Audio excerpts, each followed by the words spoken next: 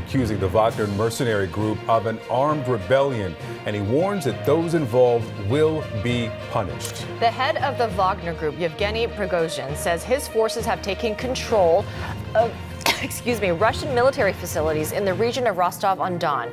He threatens to move on to Moscow if Russia's top general and defense minister don't meet him.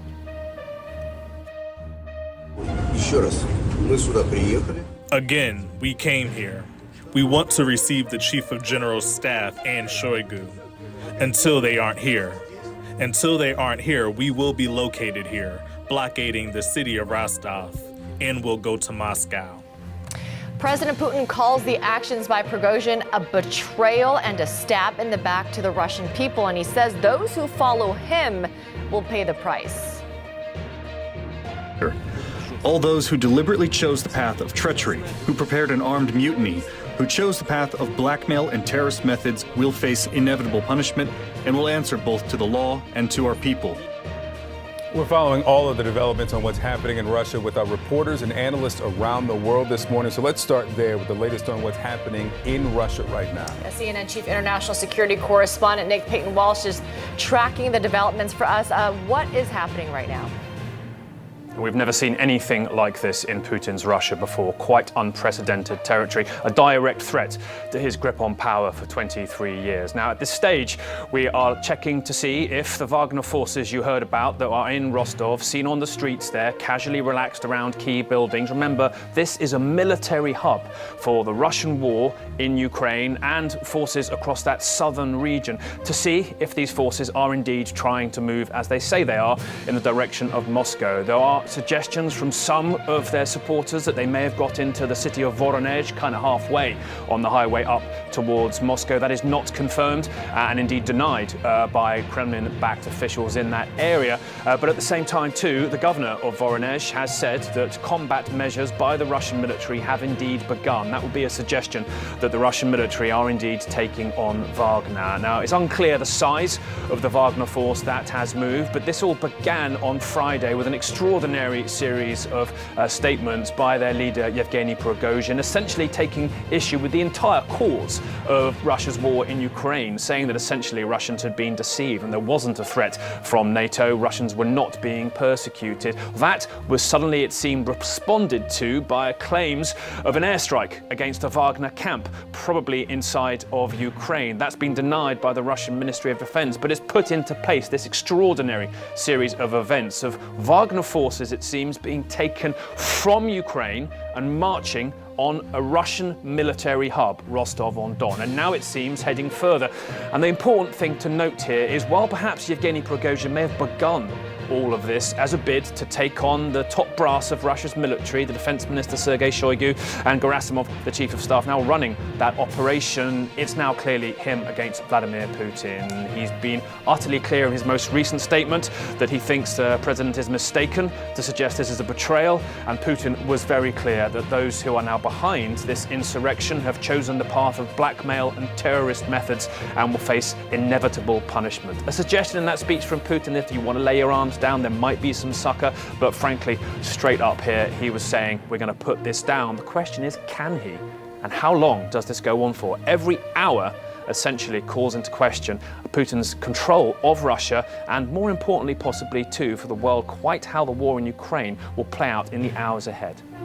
Yeah, Nick, authoritarianism, or if this is now progressed to totalitarianism, does not allow for this type of confrontation, either rhetorically or militarily. So what potentially is next? Are we talking potential civil war? You say this is now Prigozhin v. Putin. Is this a coup attempt? How would you frame this?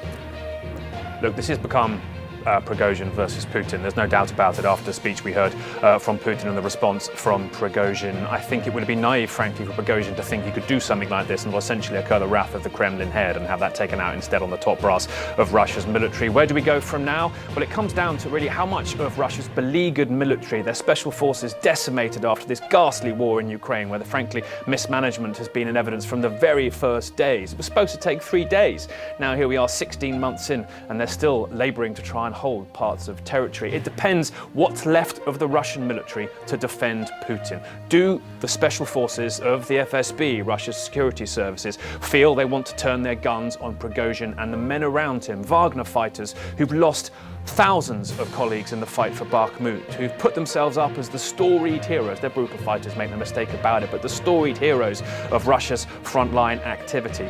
Are the Russian military willing to turn their guns upon them, or are we going to see Wagner, as it moves, amassing more strength from Russia's military as it heads towards Moscow? I can't believe, frankly, I'm even saying this. Unprecedented territory, and I think it goes to show when you get behind the curtain of exactly what's happening in Putin's Russia, about which we know so little. Finally, when sunlight shines upon it, it is an utterly startling picture of betrayal we're seeing here, and utter chaos, and a man at the top who's clearly not in control. Yeah, an extraordinary turn of events, and a big question as to what this means for Putin and the future of Russia. Nick Payton-Walsh, thank you very much. Let's go now to CNN senior international correspondent Frederick Pleiken. Fred, tell us more about Yevgeny Prigozhin, who rose to prominence as a close ally of Vladimir Putin for many, many years. He was one of his wealthy oligarchs and then turned into this very effective leader of a private military group, and now he's challenging Putin's grip on power. Yeah, the leader of a whole empire, if you will, Amra. It really is a rise that is also unprecedented inside Russia, but certainly one that also speaks to how Vladimir Putin controls the country. We have to keep in mind that Yevgeny Prigozhin is still known to many people as being Putin's caterer or Putin's chef, because he ran a catering service that apparently also catered to Vladimir Putin as well, and then became closer and closer to the Russian president and started building this big empire, which of course also includes propaganda institutions, the Internet Research Agency, of course, which is known for having meddled, the US says, in the 2016 election. Yevgeny Prigozhin is one of the individuals who was sanctioned by the US for meddling in the 2016 election, but he then built that empire, including the Wagner private military company. He is, of course, the head of the Wagner private military company, and it's one of those things where we've seen that company rise meteorically, really, over the past couple of years. I was in Syria in, I think, 2014 or 2015 when we first saw Wagner appear on the scene there. They were essentially doing base protection, some of the things that private military companies do, but then continuously got involved in the fight as well. He then branched out into the oil business for the oil fields that the Assad regime had taken back, essentially taking control of those, getting a cut of that as well, and then moved operations also into Africa and built an empire there, training African forces, for instance, with his private military company, but then also, of course, getting into the gold and diamond trade as well, running mines and the like. So he certainly became a force globally and someone whose global reach continued. And then if we look at Ukraine, that is where I would say this turned from being a private military company that does security and maybe some training into what we see now, which is a full-fledged army. In fact, Yevgeny Prigozhin himself calls Wagner the most powerful army in Russia. He calls it one of the most powerful armies in the world, quite frankly. And a lot of what Nick was talking about before certainly was a catalyst for that, which is the Battle of Bakhmut, which was obviously extremely brutal, where he started using these tactics of taking prisoners from Russian prisons and then bringing them to the front lines to charge at Russian positions. I was in Bakhmut for when some of that was going on, and we had Ukrainians who were telling us that there were just dozens and dozens of Wagner mercenaries who kept charging their positions all the time, and it was very difficult for them to hold the line. However, he claims that he had success in Bakhmut, and he rubbed that in the face of the defense ministry, obviously claiming that he was better than the defense minister, and now we see that full-on feud out in the open.